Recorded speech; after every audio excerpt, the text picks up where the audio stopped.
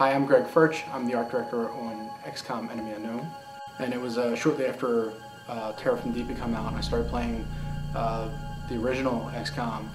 And the sheer terror that you felt when you'd send your guys out into the darkness and have them die. And quickly I learned that, you know, that was actually my friend. Permadeath was good. And I still to this day can remember the very first time I encountered a sectoid and how creepy that was when he peeked through the orchard through the darkness. And that was just an absolutely super cool time. And even more cool that it was done in, you know, 320 by 240 graphic.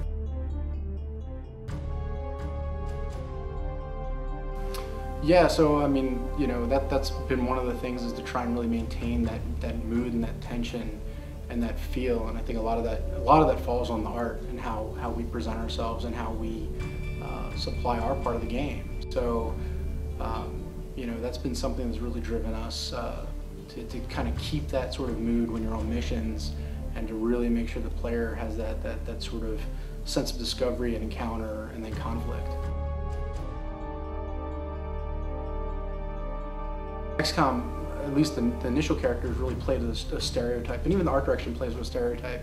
You know, if you've got, you know, if somebody's, you know, a bad guy, he's got a cape and shoulder pads, or you know, or he's got one or the other, or he's got horns, or so you know, we tried to look at those decisions that they made, and they've sort of been adopted by pop culture as, you know what a sectoid is. He's a little gray guy.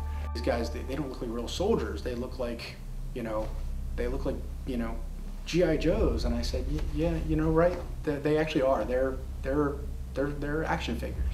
It was something that I knew internally, but I hadn't actually necessarily vocalized at that point. And when I was called out on it, to actually sit there and think about it for a second, go, yeah, no, that's absolutely correct. We are making action figures.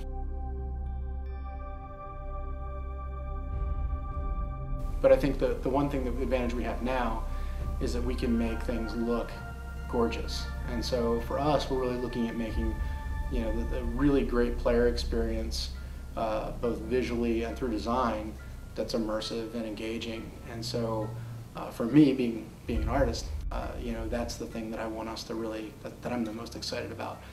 As far as playing the game, I think it's again, it goes back to what I was just saying, is giving people a new choice in how they game and what they're going to play, and something that's slightly different than, you know, what people normally have.